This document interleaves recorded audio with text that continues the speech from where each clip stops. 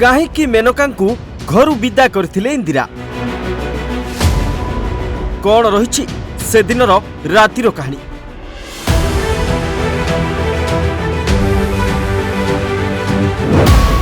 2 वर्षर पुओ को धरी काहेकि घरु बाहरी जाइथिले मेनका केउ परिस्थितिर सामना करथिले संजय पत्नी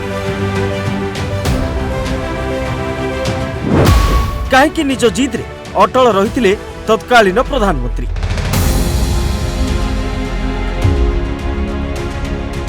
(1982) मार्च 28 मध्यरात्रि रे 2 फल हो जाइथिला गांधी परिवार निज 2 वर्षर पुओ को धरी घरु बाहरिबाकू बाध्य होइतिले बहु मेनका पुओ संजय पत्नी को अधरात्रि घरु बाहर करथिले इंदिरा। जातीय राजनीति रे एही परिवार रहिछि खूब दबदबा जन्म निछंती अनेक हेवीवेट नेता। तेबे कौन रहिछि एही घटना पछर कारण काहेकि मेनकांकू तोड़ी देइथिले पूर्वतन प्रधानमंत्री। संप्रति मेनका गांधी को पुओ वरुण गांधी जने फायर ब्रांड नेता भावे खूब परिचित पिलीभीतरू बीजेपी सांसद। तेबे से दिन राति वरुण मां को केउ उद्देश्य घर बाहर करथिले इंदिरा आसंतु जानिबा। कुहा जाय से दिन इंदिरा एवं मेनका मध्य मुंड टेकिथिला विवाद। संजय गांधी राजनैतिक उत्तराधिकारी को नहीं घटना घटिथिला। इंदिरा सान पुओ संजय कांग्रेस राजनीति रे ग्रहण करथिले गुरुत्वपूर्ण भूमिका।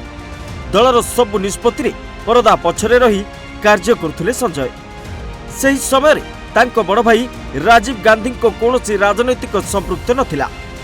हेले 1980 मसीहा विमान दुर्घटना रे संजय गांधी को देहांत पर गांधी परिवार रे सृष्टि होइतिला बड़ असंतोष।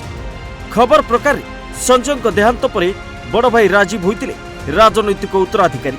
गांधी परिवार मुख्य तथा तत्कालीन प्रधानमंत्री इंदिरा गांधी बड़ पुओं को ही राजनीति रे एंट्री कराइथिले। एथिरे किंतु नाराज थिले मेनका। परे परिवार रे सामान्य कथा को नहीं बढ़ुथुला झगड़ा।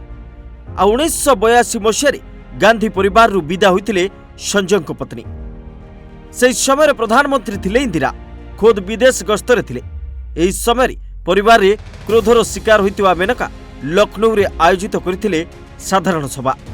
जदिओ एथिपाई इंदिरा बड़ चेतावनी भी देइथिले सभा करिबाकू मना करथिले किंतु मानि नथिले मेनका। इंदिरा ए सबु जानी विदेश रु फेरिबा परे दिल्ली रे प्रधानमंत्री कार्यालय रे देखा देइथिला उत्तेजना। मार्च 28 1982 रे भारत फेरिथिले इंदिरा। या परे सासु बहु मध्य आरंभ होइथिला कथा कटाकटी। परिस्थिति एपरि हैला जे मेनका को घरु बाहरी जिबाकू कहिथिले इंदिरा निज जिद रे अटल रहिथिले। आवश्यक जिनिसपत्र बिना मेनका को घरु बाहरिबाकू कहिथिले तत्कालीन प्रधानमंत्री। आउ राति प्राय 11टा निज 2 वर्षर पुओ वरुण गांधी को धरी प्रधानमंत्री को बासभवन छाड़िथिले संजय पत्नी। एही मसीहारु ही राजनीति रे होइथिला मेनका एंट्री। आमेथी संसदीय क्षेत्र राजीव गांधी को विरोध रे स्वाधीन प्रार्थी होइथिले किंतु हारिथिले। सेप्री 1988 रे जनता दल रे सामिल होइथिले मेनका। 1989 रे पिलीभीत आसन रु जनता दलर प्रार्थी भाव लड़ी विजयी होइथिले किंतु 1991 रे तांकु पराजयर सम्मुखीन हेबाकू पड़िथिले। 1996 रे जीतिथिले। ठीक एही आसन रु 1989 और 1990 बीजेपी समर्थित स्वाधीन प्रार्थी होई विजय टीका पिंधिथिले।